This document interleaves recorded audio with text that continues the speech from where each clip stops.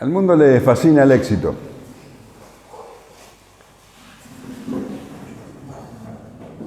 Le encanta todo lo que es grande,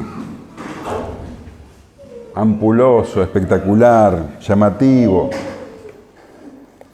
Y cuanto más grande, mejor. Las grandes ciudades, los grandes edificios, los grandes centros comerciales, los grandes espectáculos, todo lo que es brilloso, llamativo. Las películas están llenas de explosiones. Lo grande es encantador. Grandes aviones, grandes barcos, eso es algo que atrae a las personas. Las personas exitosas piensan a lo grande y avanzan y llegan lejos y conquistan. Siempre van más allá. Al mundo le encanta eso. Y la iglesia evangélica moderna adoptó esa manera de pensar y también piensan a lo grande. También le gustan los grandes edificios, las grandes multitudes, las grandes campañas, grandes eventos multitudinarios.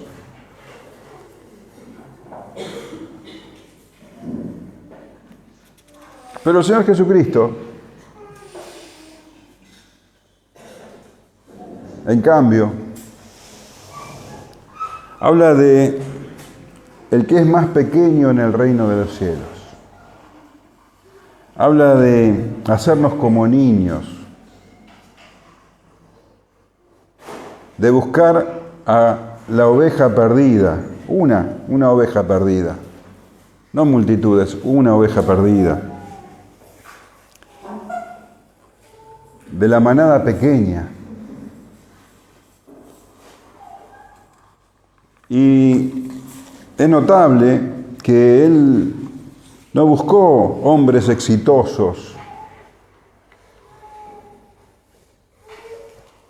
para seguirlo. No eran hombres importantes, no eran hombres instruidos, no eran teólogos, al contrario, hombres comunes. Y dice que sin letras, en Hechos 4:13, dice: entonces viendo el denuedo de Pedro y de Juan, y sabiendo que eran hombres sin letras y del vulgo, se maravillaban y le reconocían que habían estado con Jesús. Esa clase de personas es la que llamó el Señor Jesús para que lo siguieran. Hombres comunes, sin demasiada preparación. Y vemos que durante su ministerio Él prestaba atención a personas enfermas, a viudas pobres, a un hombre como por ejemplo Zaqueo, que era odiado por todos porque era un cobrador de impuestos, leprosos. Él se dedicaba uno por uno a esas personas. Definitivamente Jesús no enseña que lo grande, lo espectacular, es lo mejor. Él nunca se sintió orgulloso por las multitudes que lo seguían. Todo lo contrario. Las confrontaba con sus intenciones y les hacía ver el costo que tenía seguirlo. En Juan 6:26 leemos: respondió Jesús y les dijo: de cierto, os digo que me buscáis, no porque habéis visto las señales, sino porque comisteis el pan y os saciasteis. Claro, después de que hizo el milagro de la multiplicación de los panes y los peces, las multitudes lo seguían, y él sabía que lo seguían por eso, porque les dio de comer, no porque creían en quién era él. Y en Lucas 14:25 dice, grandes multitudes iban con él, y volviéndose les dijo, si alguno viene a mí y no aborrece a su padre y madre y mujer e hijos y hermanos y aún también su propia vida, no puede ser mi discípulo. Y el que no lleva su cruz y viene en pos de mí, no puede ser mi discípulo. No se encandilaba por las multitudes. Para el Señor Jesús, lo grande no era lo mejor. Y definitivamente, Jesús iba a contramano del mundo. Y los judíos esperaban un Mesías y Jesús no llenaba esas expectativas para ellos.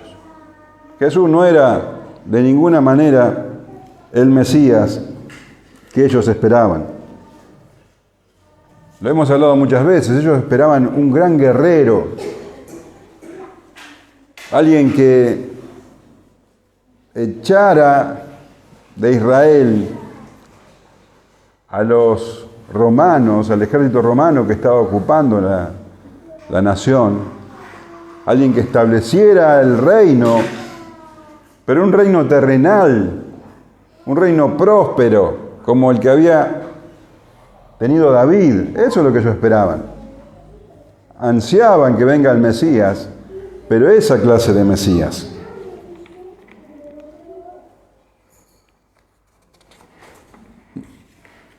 Un Mesías conquistador, porque de esa manera es que el mundo entiende que se establece el reino.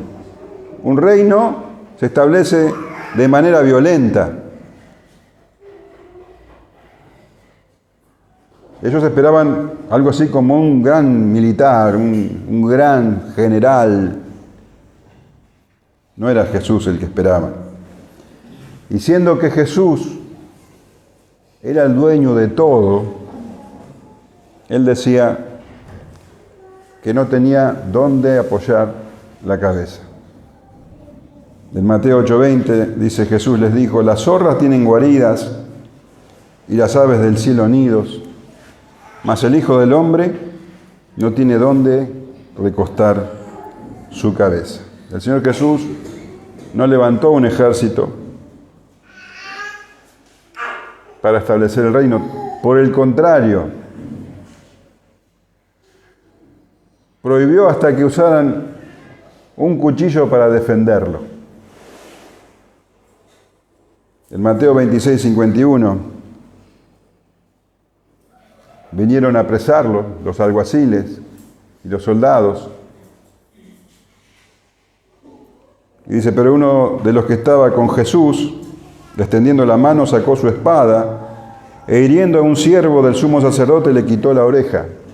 Sabemos que ese fue Pedro y que el siervo se llamaba Malco. Entonces Jesús le dijo, vuelve tu espada a su lugar, porque todos los que tomen espada a espada perecerán. ¿Acaso piensas que no puedo ahora orar a mi Padre y que Él no me daría más de 12 legiones de ángeles? Claro que podía, pero el Señor Jesús no vino a establecer el reino de esa manera. No buscó alianzas con los gobiernos del mundo, no formó ningún partido político, no levantó ningún movimiento para resistir al gobierno romano. Antes, al contrario, les decía a los discípulos que debían obedecer a las autoridades y pagar los impuestos. Dad pues al César lo que es del César y a Dios lo que es de Dios, decía el Señor Jesús.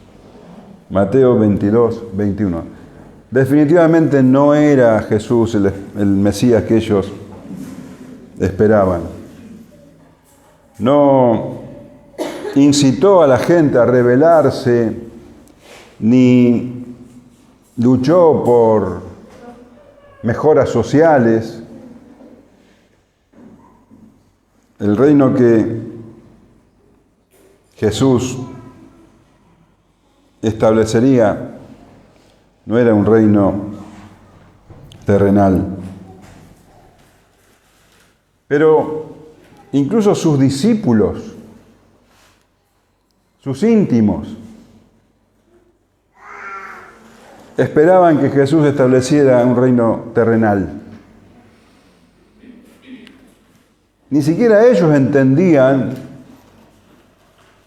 la clase de reino que el Señor vino a establecer. Y fíjate, en Mateo 20:20 se nos cuenta, dice, se le acercó la madre de los hijos de Zebedeo, que eran Juan y Jacobo, postrándose ante él y pidiéndole algo. Él le dijo, ¿qué quieres? Ella le dijo, ordena que en tu reino se sienten estos dos hijos míos, el uno a tu derecha y el otro a tu izquierda. Esa era la expectativa de ellos. Ellos creían que era el Mesías, que era el Hijo de Dios, pero que establecería un reino terrenal y ellos iban a tener, bueno, un puesto destacado en ese reino. Ellos dejaron todo por seguirlo.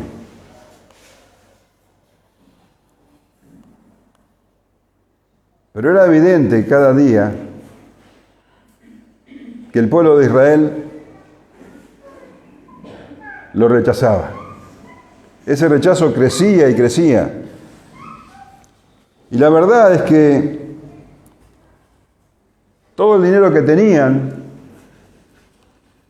estaba en una cajita que guardaba Judas y de la que sabemos que él sustraía. Y que dependían económicamente de la ayuda de algunas mujeres. Así lo dice en Lucas 8:3. Juana, mujer de Chuza, intendente de Herodes, y Susana y otras muchas que le servían de sus bienes. No tenía donde reposar la cabeza, no tenía dinero.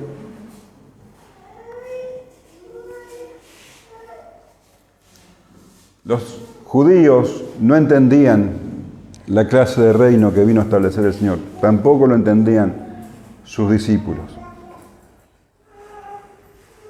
Pero esa idea de un reino terrenal era verdaderamente insignificante al lado de lo que el Señor vino a establecer. El reino que el Señor vino a traer era de una naturaleza superior, espiritual. Y para entrar en él es necesario arrepentirse y creer que Él es el Mesías, el Hijo de Dios. No era eso lo que los judíos esperaban. El Señor Jesús no estaba encandilado por las grandes cosas.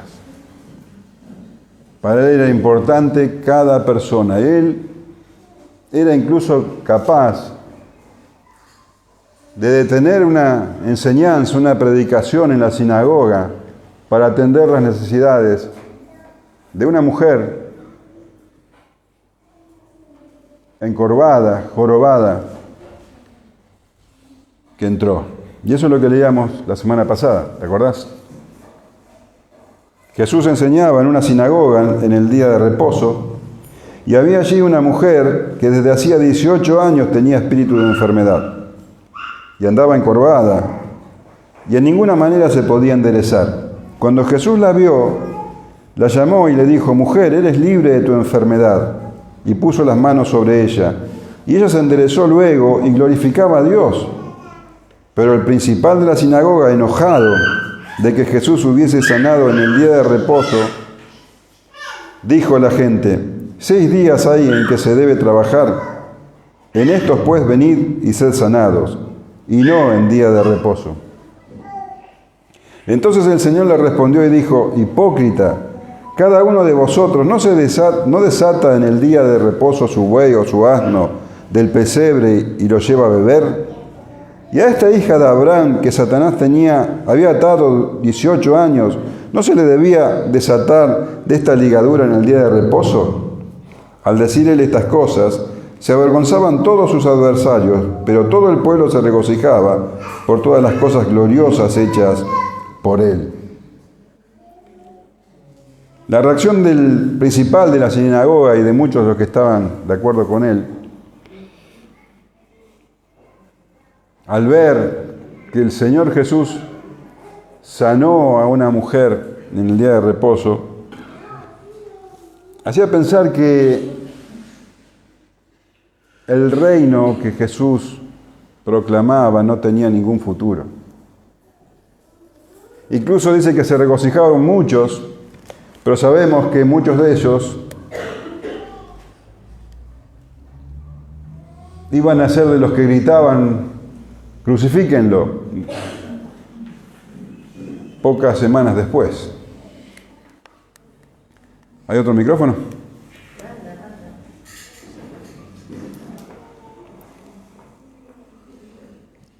Gracias.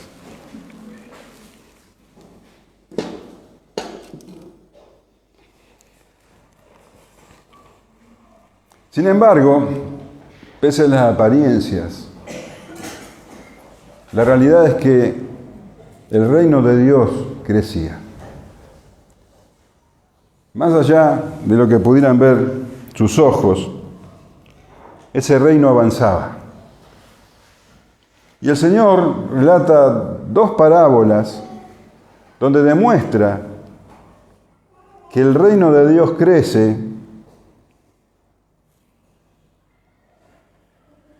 de dos maneras.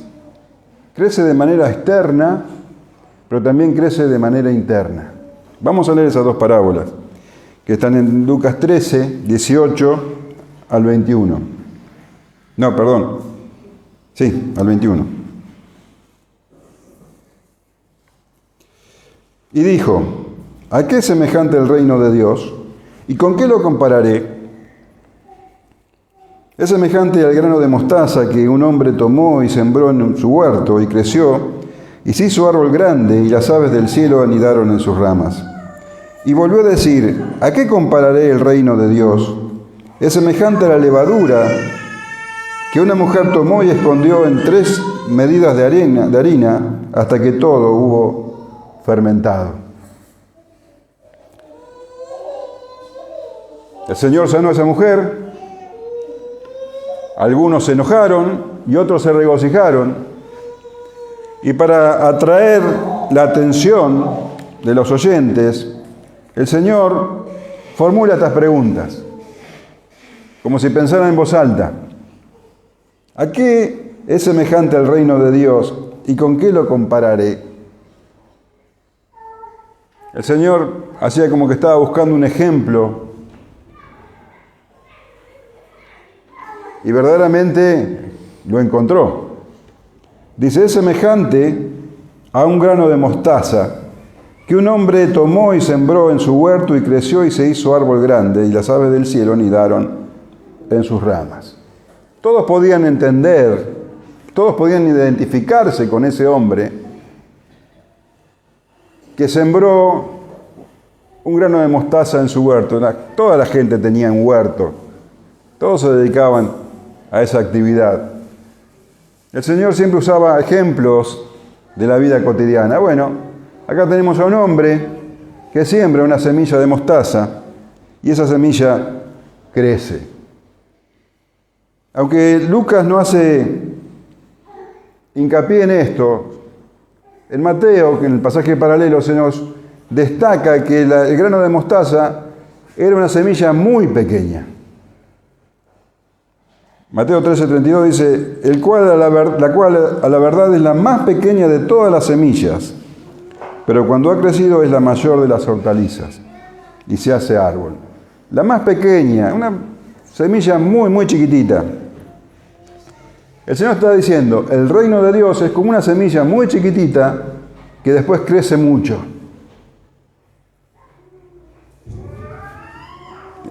Lo que está ilustrando es que el reino de los cielos tiene un comienzo muy humilde. Nadie va a pensar que de una semilla de mostaza iba a crecer casi un árbol, un arbusto que podía llegar a 3, 4 metros de altura, de algo tan pequeñito. El reino de los cielos es como esa semilla. El inicio fue muy humilde. Un bebé en un pesebre. Así se acercó el reino de los cielos a nosotros. Y ese bebé creció y se hizo hombre. Y comenzó a predicar. Mateo 4:17 dice, desde entonces comenzó Jesús a predicar y a decir, arrepentíos, porque el reino de los cielos se ha acercado. Y comenzó a predicar él solo.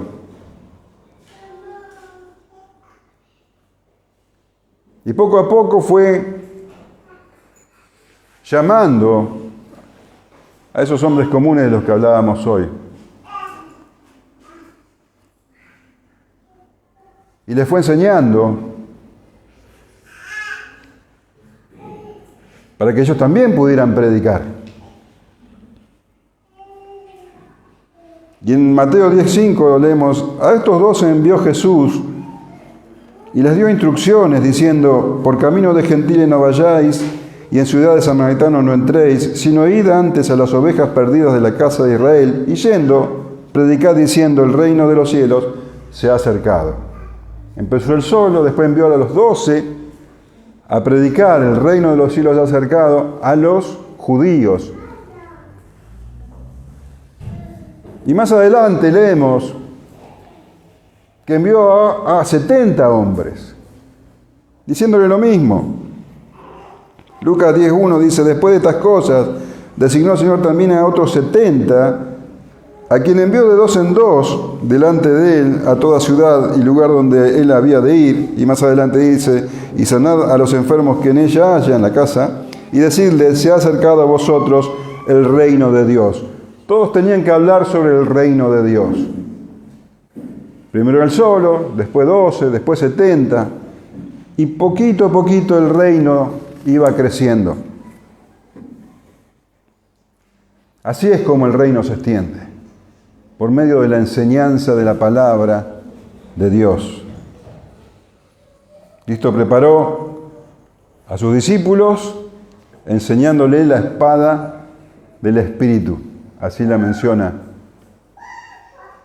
la carta de los Efesios, la palabra de Dios. Y como esa semilla de mostaza, fue creciendo. Muchos menospreciaron al Señor Jesús.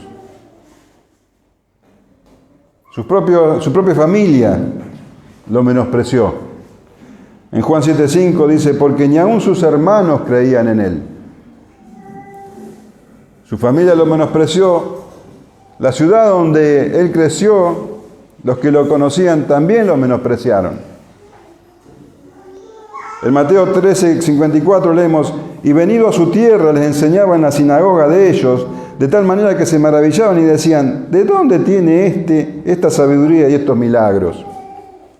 ¿No es este el hijo del carpintero? ¿No se llamaba su madre María y sus hermanos Jacobo, José, Simón y Judas?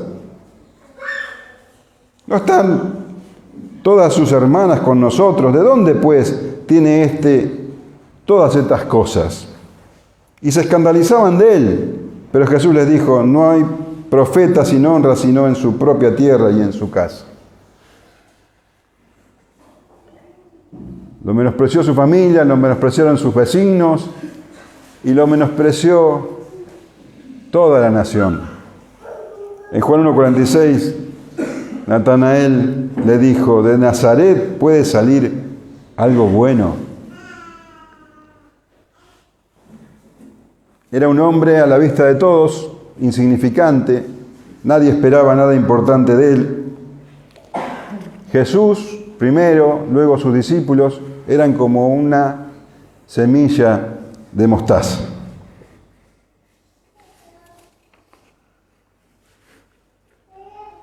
Y Él no preparó reyes, no preparó teólogos, una manada pequeña que lo seguía sinceramente. Y llegó un día en que el Señor Jesús fue crucificado como un delincuente, en la mayor humillación. Y verdaderamente, a los ojos de los hombres, ese reino que Él hablaba era ficticio. Pero el Señor Jesús ahí en la cruz cargó con la ira de todos aquellos que iban a creer en Él, la ira de Dios. Y trajo salvación y vida eterna, trajo redención, justificación.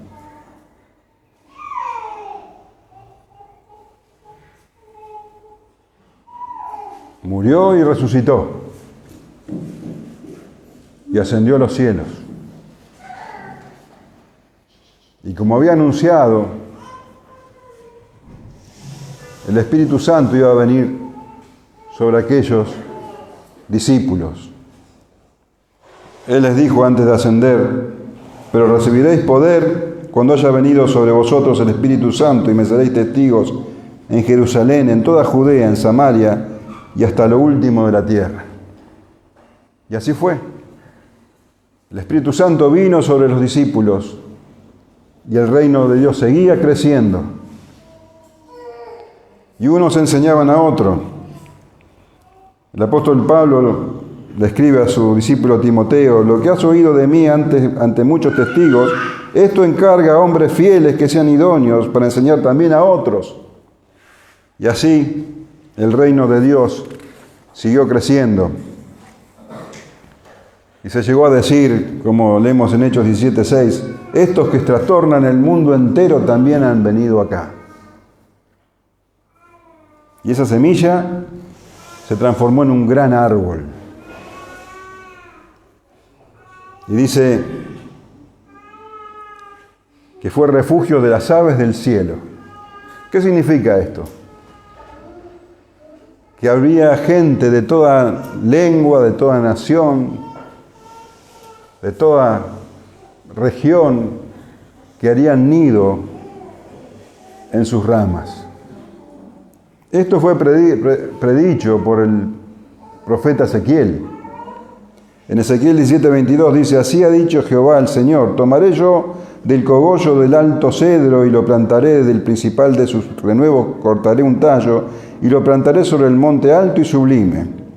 En el monte alto de Israel lo plantaré y alzará ramas y dará fruto, y será magnífico cedro, y habitarán debajo de él todas las aves de toda especie, a la sombra de sus ramas habitarán. Y entre esas aves estamos nosotros, gente de toda la tierra. La semilla de mostaza germinó y creció, convirtiéndose en un gran árbol. Pero esta parábola era una profecía poderosa porque se extiende hasta el final. El reino de los cielos crecerá de manera constante hasta la consumación. El Señor Jesús dice: y será predicado este evangelio del reino en todo el mundo y para testimonio a todas las naciones, y entonces vendrá el fin. El árbol se hizo descomunal.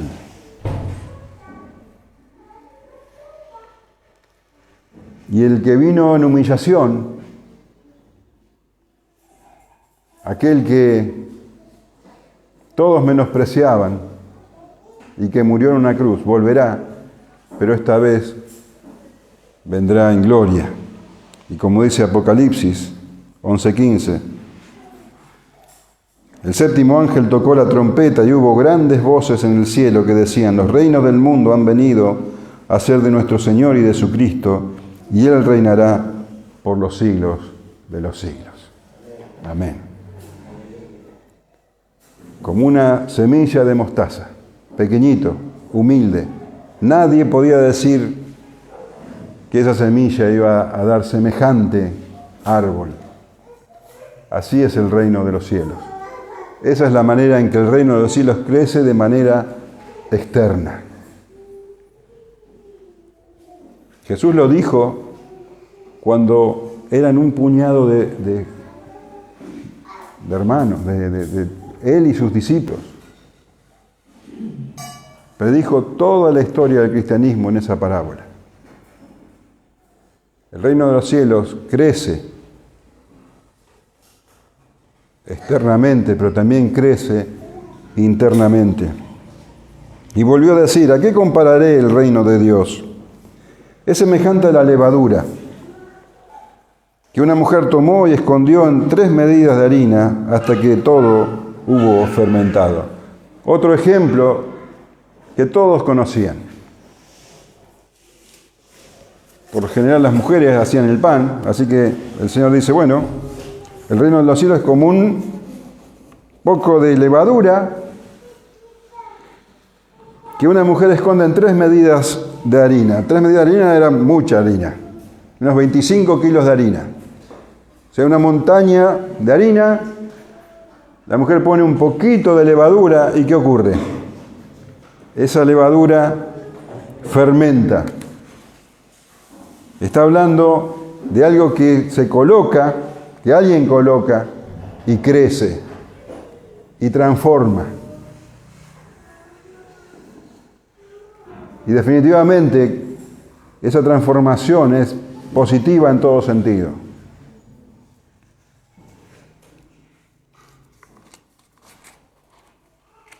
Así es el reino de Dios, que es introducido en nuestros corazones desde afuera. ¿Por medio de qué? De la predicación del Evangelio. El reino de Dios entra y una vez adentro fermenta todo. Todo es cambiado, todo es modificado, pero el cambio es radical. La persona es afectada en todas las áreas de su vida.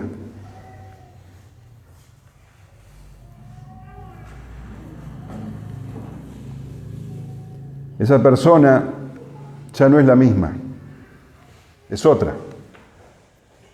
Así como la harina fue completamente transformada, esa persona también es transformada. Pablo dice, y ya no vivo yo, sino Cristo vive en mí. La persona que es afectada de esa manera por el reino de Dios, se somete voluntariamente a la voluntad de Dios, valga la redundancia.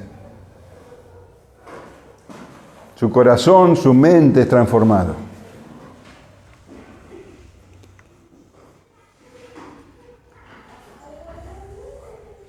Y esa persona no tiene como propósito, bueno, simplemente ir al cielo.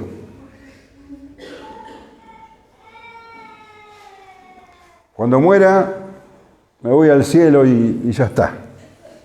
Tampoco tiene como propósito simplemente, bueno, predicar el Evangelio. Esa persona tiene como meta que el nombre de Jesús, el nombre del Señor, sea santificado.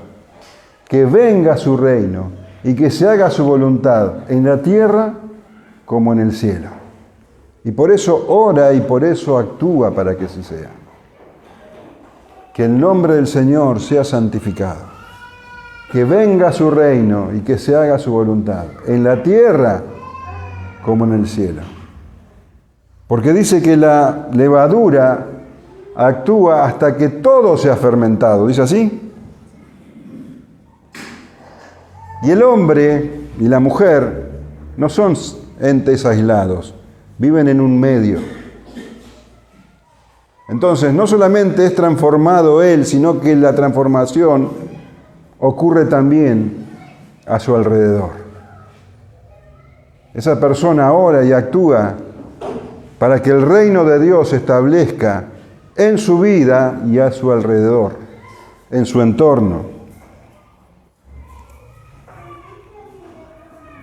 El Señor dice que el creyente, el discípulo, actúa como la sal, como la luz. La sal transforma la comida. No solamente le da sabor, sino que también hace que tiene el efecto, como se dice, de preservar, de sacar toda la impureza. Y la luz transforma las tinieblas. Y el Señor dice, nosotros somos la sal de la tierra, la luz del mundo. Vosotros sois la sal de la tierra, pero si la sal se desvaneciere, ¿con qué será salada? No sirve más para nada, sino para ser echada afuera y hollada por los hombres. Vosotros sois la luz del mundo, una ciudad asentada sobre un monte no se puede esconder. Y se enciende una luz y se pone debajo de un almud, sino sobre el candelero y alumbra a todos los que están en casa. Así alumbre vuestra luz delante de los hombres, para que vean vuestras buenas obras y glorifiquen a vuestro Padre que está en los cielos. La sal preserva de la corrupción, la luz quita las tinieblas.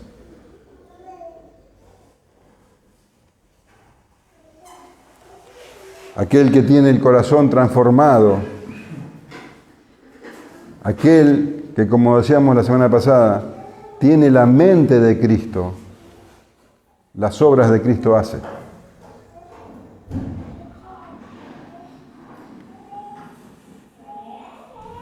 Y su entorno es transformado. Eso es lo que son, sal y luz.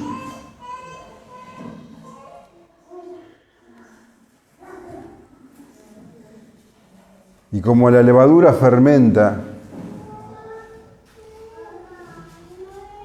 así el que es transformado de adentro hacia afuera también transforma su entorno. Da fruto. De eso se trata. Da fruto. Y las buenas obras que hace son para la gloria de Dios. Para que glorifiquen al Padre que está en los cielos. El apóstol Pablo escribe en Efesios 2:10, porque somos hechura suya, creados en Cristo Jesús, para buenas obras, las cuales Dios preparó de antemano para que anduviésemos en ellas. El creyente, transformado desde adentro, transforma hacia afuera. Es influencia para todo lo que lo rodea. El reino de Dios se extiende a través de ese creyente en su entorno y llega a su casa y hacia donde el creyente va. Y así como el Señor Jesús anduvo haciendo bienes durante toda su vida, así el Hijo de Dios, así aquel que es un ciudadano del reino de los cielos, también hace bienes cada vez que tiene la oportunidad. Buenas obras para glorificar al Padre. Aquel que pertenece al reino de los cielos da fruto. Fruto. Y así es como el reino de Dios avanza, de manera externa y de manera interna. Los judíos esperaban un Mesías revolucionario. No entendieron que el Mesías que vino era verdaderamente revolucionario. La revolución que él traía era completamente radical, porque transforma al hombre desde adentro hacia afuera.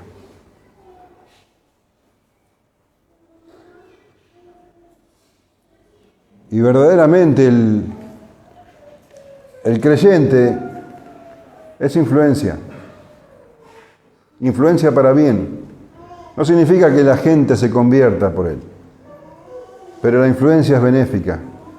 Y lo vemos en el mundo.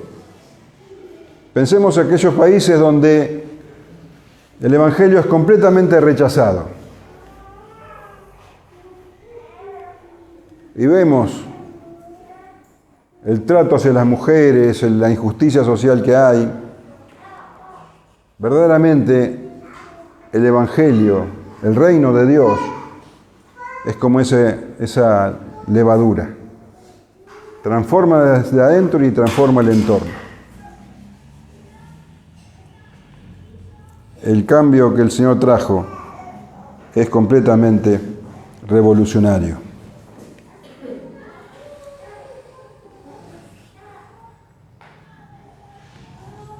El reino de los cielos, entonces, es como un grano de mostaza,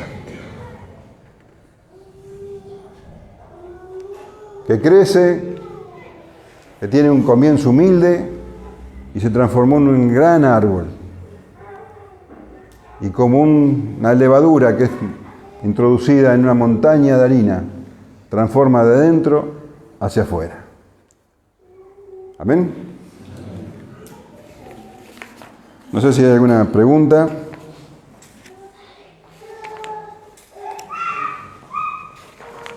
¿Algún comentario?